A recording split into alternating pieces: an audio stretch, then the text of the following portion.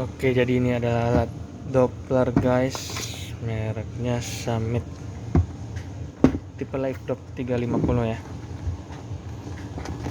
Kendalanya itu dia BPM tidak terdetek. Ini dia probe-nya yang 2 MHz ya.